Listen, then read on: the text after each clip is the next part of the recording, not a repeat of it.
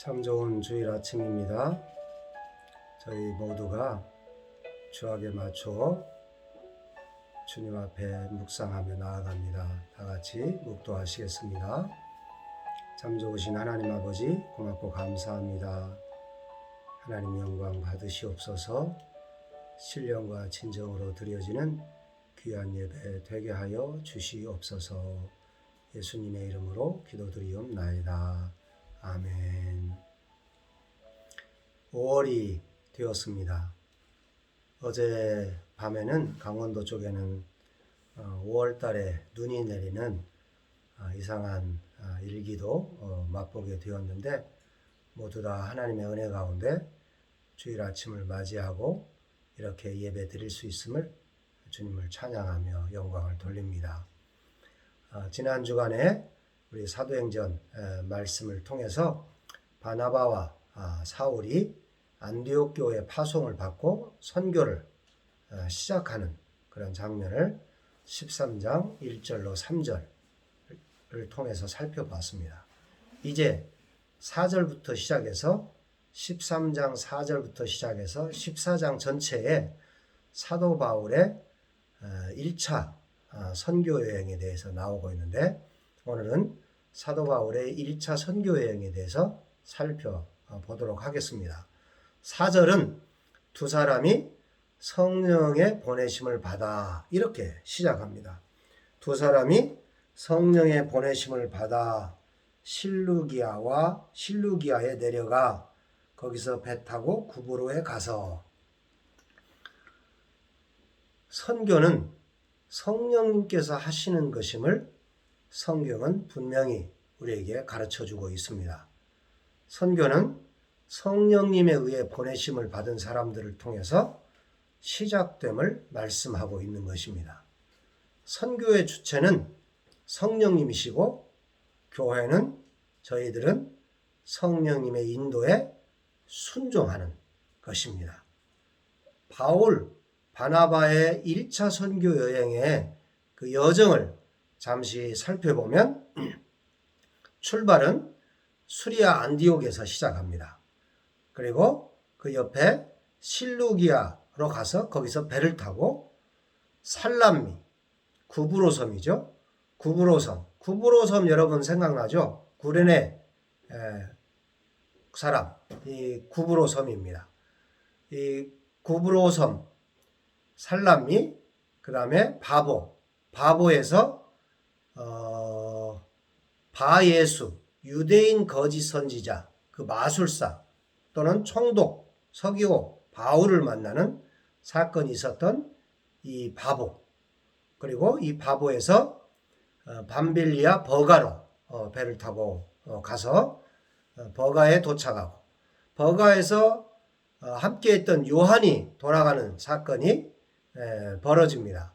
왜 돌아갔는지 그 부분은 성경에는 기록되지 않지만 2차 선교 여행에서 바나바와 바울이 갈라지는 두 팀으로 나뉘어지는 선교팀이 그 시발점을 갖게 하는 것이 이 요한의 문제입니다.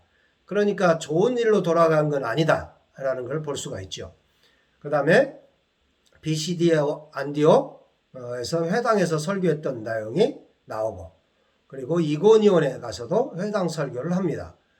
그리고 누스드라와 더베에 가서 복음을 전했는데 거기는 루가오니아에 있는 성들입니다. 루스드라와 더베는.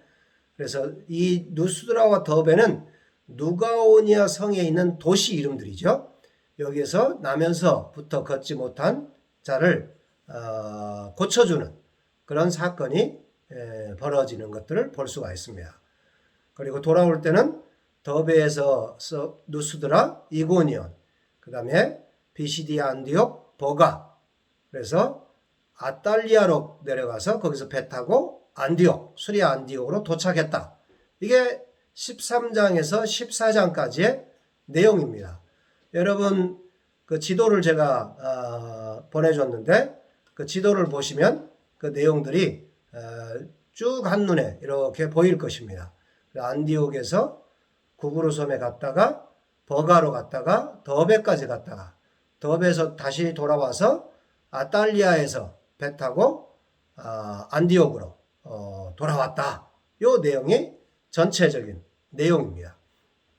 그러면 이 내용 중에 있었던 몇 가지 사건을 통해서 저희가 하나님의 은혜를 배우기를 원합니다. 3장 4절로 12절에 보면 바나바와 바울이 1차 선교여행에서 첫 번째로 방문한 구브로 섬 바보에서 일어난 사건을 우리가 한번 살펴보려고 합니다. 거기에 바예수라 하는 유대인 거짓 선지자 마술사를 만납니다. 유대인 거짓 선지자인 마술사 바예수를 만났습니다.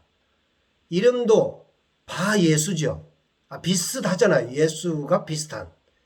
그런 말은 자녀들, 그런 아들, 그런 뜻이에요. 예수의 아들, 그런 의미들을 가지고 있겠죠. 거짓 선지자입니다. 유대인 거짓 선지자. 진리와 생명의 말씀이 없고 마술사가 점치듯 신앙생활을 하는 자들입니다. 오늘날 교회도 이러한 사역자들과 성도들이 적지 않다는 일에 참으로 안타깝지 않습니다. 이 일들이 오늘날 교회에도 일어나고 있고 교회 다니는 사람들이 점치러 가는 사람들이 많이 있다. 이런 이야기를 적지 않게 듣고 있습니다. 이들의 특징은 정치가들, 즉 권력자들을 현혹하여 자신들의 영향력을 행사하는 자들입니다. 바예수는 총독 서기오 바울이 바나바와 사울을 불러 말씀을 듣고자 했으나 총독이 예수 그리스도를 믿지 못하게 온갖 방법을 다 동원했던 것을 볼 수가 있습니다. 자기의 영향력을 행사하기 위해서 권력자들을 유혹하고 자기들 영향권에 두려고 하는 자들입니다. 이러한 자들은 오늘 바울은 뭐라고 말씀하고 있냐면 모든 거짓과 악행이 가득한 자다. 그렇게 이야기했습니다. 마귀의 자식이다. 그렇게 이야기했습니다. 모든 의의 원수다. 그렇게 이야기를 했습니다. 이러한 자들에게 바울은 성령이 충만하여 담대하게 명령합니다. 주의 길을 굽게 하기를 그치지 아니하겠느냐? 보라, 이제 주의 손이 내 위에 있으니 내가 맹인이 되어 얼마 동안 해를 보지 못할 것이다. 그렇게 명령했습니다. 바울의 명령이 있은 즉시 안개와 어두움이 바예수를 덮어 인도할 사람을 두루 구했다. 그렇게 성경은 말하고 있습니다. 이에 총독 서기오 바울이 믿으며 주의 가르치심을 놀랍게 여겼다. 그렇게 오늘 성경은 기록하고 있습니다. 우리가 주의 복음을 전하는 선교를 할 때 가장 먼저 찾아오는 것이 거짓 선지자들이다라고 하는 사실을 저와 여러분이 기억할 필요가 있습니다. 그들은 자신들이 거짓 선지자인 줄도 모르고 주님을 가로막고 있는 불쌍한 자들입니다. 저희가 주의 복음을 증거하고 하나님의 나라를 확장해 나갈 때에 이런 바예수 같은 거짓 선지자들이 우리 주위에 있다라고 하는 사실도 기억하고 그들을 두려워하거나 그들이 현혹해서 유혹해서 영향권 안에 두고 있는 세상의 권력들을 두려워해서 피해가거나 힘을 쓰지 못하는 그런 경우가 아니라 사도 바울처럼 성령이 충만하여 담대하게 그들을 제압할 필요가 있다라고 하는 것을 사도 바울은 우리에게 보여주고 있습니다. 한 가지 더, 저와 여러분들이 혹 나는 그런 자가 아닌지 잘 살펴야 될 것입니다. 사역을 하면서 또 신앙생활을 하면서 교회를 다니면서 이런 신앙생활을 하고 있는 마술적인 신앙생활을 하고 있는 그런 자가 아닌가를 잘 살펴봐야 되겠습니다. 오늘 이 설교 말씀을 듣는 여러분들 중에 혹시 점을 치러 다니거나 이 마술쟁이 같은 사역자들 밑에 모여서 축복을 구걸하고 있는 자들이 있다면 속히 그곳에서 벗어나야 될 것입니다. 사도 바울은 뭐라고 그들에게 이야기하고 있습니까? 마귀의 자식이라고 이야기하고 있지 않습니까? 거짓과 악행이 가득한 자라고 이야기하고 있지 않습니까? 의의 원수라고, 하나님의 원수라고 이야기를 하고 있습니다. 그런 곳에 혹 여러분들이 있다면 속히 벗어나서 하나님 품으로 돌아와야 될 것입니다. 두 번째로 13절로 51절까지에 보면 바울과 동행하는 일행들이 바보에서 버가에 도착해서 더 나아가 비시디아 안디옥에 이르러서 안식일에 회당에 들어가서 바울이 말씀을 증거하는 장면이 나옵니다. 이 장면을 저와 여러분이 잘 살펴봐야 됩니다. 바울이 말씀을 전하는 것을 요약하면 출애굽 사건부터 시작해서 광야 40년, 또 사무엘, 왕정시대, 예수 그리스도의 탄생과 죽음과 부활, 그리고 시편 말씀을 통해서 예수 그리스도가 하나님이시고 이 하나님이신 예수 그리스도를 믿는 자는 살 것이라고 하는 복음의 제시를 사도 바울은 분명히 하고 있습니다. 이 사도 바울의 말씀 증거를 통해서 엄청난 반응과 다음 주에도 말씀을 꼭 전해 주십시오. 그런 요청을 받았다라고 13장 13절로 51절 2절 사이에는 말하고 있습니다. 여기서 몇 가지 선교의 전도의 원리를 우리가 볼 수가 있습니다. 첫째는 선교는 열린 법칙으로 진행할 필요가 있다라고 하는 것을 알려줍니다. 사도 바울은 사도 바울의 선교를 보면 가는 곳마다 먼저 유대인들의 집합 장소인 회당을 중심으로 말씀을 전하는 것을 볼 수가 있습니다. 유대인들은 어디 가든지 회당을 중심으로 모입니다. 그곳은 자연스럽게 복음을 전할 수 있는 동족들이 있는 곳입니다. 예루살렘과 온 유대와 그렇게 시작하는 것처럼 복음이 나의 중심으로부터 자연스러운 공동체로부터 시작해서 흘러가는 것을 보여주고 있습니다. 선교는 열린 법칙으로 진행할 필요가 있다라고 하는 것을 알려줍니다. 그 다음에 바울은 성경에 대해서 아주 박식합니다. 성경에 대해서 쭉 이야기합니다. 왜 그렇습니까? 유대인들도 이 성경에 대해서 알고 있기 때문에 그렇습니다. 성경에 대해서 유대인들은 어려서부터 잘 배웁니다. 그래서 같은 공통 분모를 찾아내는 거죠. 성경을 가지고 이야기하면서 그 성경을 가지고 예수 그리스도를 연결하는 것입니다. 유대인들은 성경을 읽고 이야기하지만 예수 그리스도를 연결하지 못합니다. 그런데 사도 바울은 성경에서 예수 그리스도를 연결하는 것입니다. 저와 여러분이 말씀을 증거할 때, 복음을 전할 때 중요한 사실이 결론은 예수 그리스도를 증거하는 것이어야 된다라고 하는 것을 사도 바울이 알려주고 있습니다.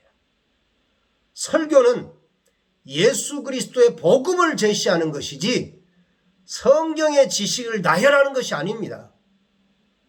많은 오늘날 사람들이 설교하면서 예수 그리스도를 증거하지 않고 있다면 그것은 지식을 전하는 것에 불과할 것입니다. 사도 바울은 해박한 성경 지식을 가지고 성경을 인용해서 예수 그리스도를 전하고 있다. 여기에 굉장히 중환점이 있는 것입니다. 저와 여러분들이 해야 될 일이 뭡니까? 첫째는 내 삶의 현장에서 자연스럽게 연결된 공동체, 이 공동체가 있을 것입니다. 여러분의 가족 공동체가 있을 것입니다. 형제 자매들이 있을 것입니다. 여러분의 학교, 직장, 사업체, 이런 자연적인 공동체가 있습니다. 내가 속해 있는 곳이죠. 이곳을 중심으로 해서 복음을 증거하는 것이 필요하다라고 하는 것입니다. 그리고 그 복음을 전하기 위해서는 어때요? 성경에 또 그 공동체에서 내가 어때요? 공통 분모를 찾아내는 것이 필요하다는 것입니다. 또 인정받는 것이 필요합니다. 그곳에서 그 자연적인 공동체에서 내가 인정받는 사람이 필요하죠. 그래서 어떻습니까? 여러분들이 가족 중에도 칭찬받는 자녀와 칭찬받는 부부가 되어야 됩니다. 또 형제 자매들 사이에도 칭찬 얻는 사람이 되어야 된다라고 하는 거예요. 여러분이 속한 직장과 사업체에도 그곳에서 칭찬 얻는 사람이 되어야 됩니다.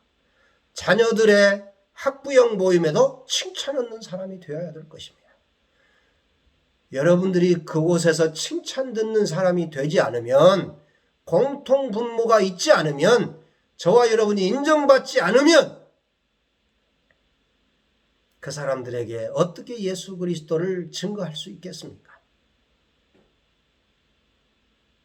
내가 하는 사업체에서, 직장 속에서 내가 복음을 전하면 내 삶이 인정되는 사람이라면 그 복음을 받는 사람들이 그렇구나, 나도 저 사람처럼 되고 싶다, 그런 마음이 생길 것입니다.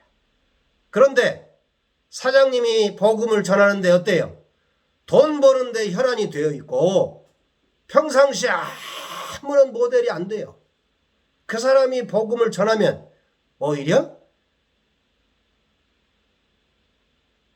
예수 그리스도가 얼굴에 먹칠을 하는 경우가 생길 것입니다. 사장님이나 교회 다니세요. 원장님이나 교회 다니세요. 과장님이나 교회 다니세요. 당신이 믿는 그 예수, 나는 믿고 싶지 않습니다. 이렇게 될 것입니다. 아빠나 예수 믿으세요. 엄마나 교회 다니세요.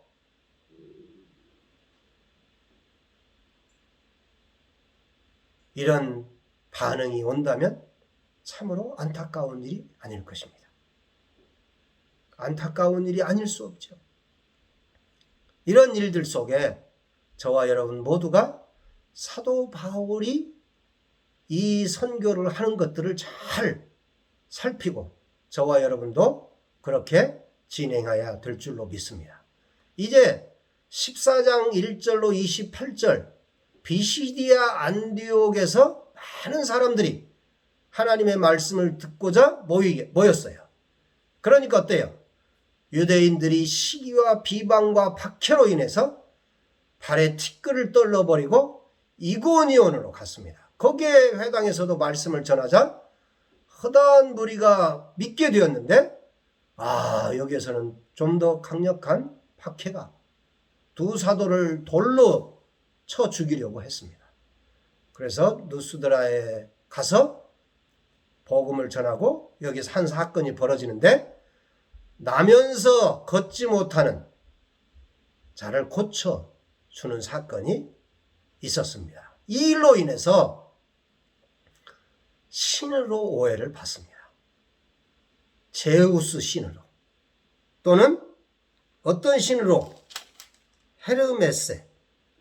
14장 11절에 바나바는 제우스라 하고 바울은 그 중에 말하는 자이므로 헤르메스라 하더라.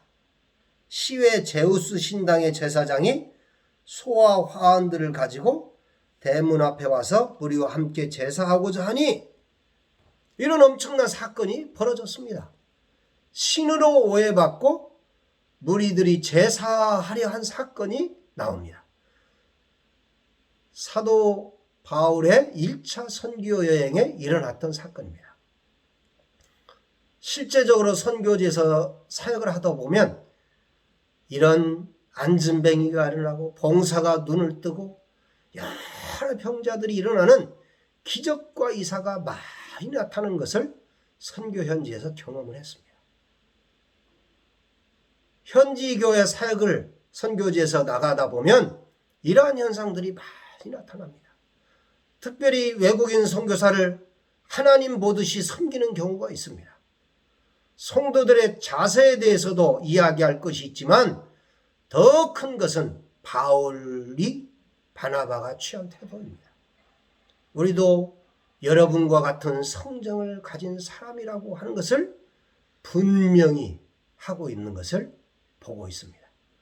복음을 전하는 목적이 이러한 헛된 일을 버리고 잘못된 우상을 버리고 오직 천지 우주 만물을 지으신 살아계신 하나님께 돌아오게 하는 것이라고 하는 것을 분명히 이 사도 바울과 바나바는 하고 있습니다. 그런데 가끔 사역자들이 하나님의 영광을 가로채고 있다면 그것은 참으로 멸망하는 것임을 분명히 알아야 될 것입니다. 선교 현장에 있을 때에 이런 일들을 경험할 때에 참으로 두렵고 떨림으로 다시 돌이키며 그렇지 않은 것을 기억하고 가능한 한 현지 사역자들을 보냈던 그런 기억이 있습니다. 저도 이런 경험을 할 때마다 하나님의 영광을 가로채지 않기 위해서 얼마나 두렵고 떨렸는지 모릅니다. 그런데 그런 사역자들이 간혹 있습니다. 한국 교회도 있습니다. 특별히 이단들이 이런 짓을 많이 합니다. 그런 것을 좋아하고 그런 사역자들이 능력 있는 사람인 것처럼 여러분이 따른다면 여러분은 멸망받는 자가 되고 말 것입니다. 절대 그런 데 현혹돼서는 안 됩니다. 바울과 일행들은 선교 여행을 통해 죽게 돌아온 곳들에 교회를 세우고 장로들을 택하여 성도들을 잘 다스리도록 맡기고 환난 속에서도 믿음을 지켜가도록 부탁하고 수리아 안디옥으로 돌아왔습니다. 조직교회를 잘 세워서 그 일들을 감당했던 것을 보고 있습니다. 사랑하는 여러분, 많은 선교사들이 선교 현지에서 주의 복음을 증거하고 있고 그들을 세워가고 있습니다. 선교사들이 이 사역을 잘 감당할 수 있도록 또는 유혹에 빠지지 않도록 저와 여러분들이 기도하고 섬기는 일들을 잘 감당해야 될 것입니다. 그리고 이 안디옥 교회에 돌아와서 하나님께서 하신 모든 일들을 보고하고 오랫동안 같이 있으면서 계속해서 기도하고 섬기고 또 개척된 교회들을 돌보는 일들을 감당하는 안디옥 교회가 되었던 것처럼 여러분들이 속한 교회가 이러한 사역들을 감당해야 될 것입니다. 선교사들의 보고를 지속해서 들으시고 어떻게 우리가 도와야 될지를 지속해서 간구하고 하나님 앞에 든든하게 선교사들을 돕고 격려하고 세워가는 그 역할들을 한국교회가 감당한다면 한국을 하나님이 지속해서 축복하실 것이고 이 일을 감당하는 개인과 가정과 후손들과 교회들을 하나님이 넉넉하게 축복하실 줄로 믿습니다. 이 일에 저와 여러분들이 지속해서 참여하기를 소원하고 또 코로나가 이렇게 번져 있는 인도에 많은 지금 뉴스들을 우리가 보고 있는데 3월 달에 어떻게든지 인도에 들어가겠다고 모든 방법들을 동원해서 들어간 선교사가 눈에 밟힙니다.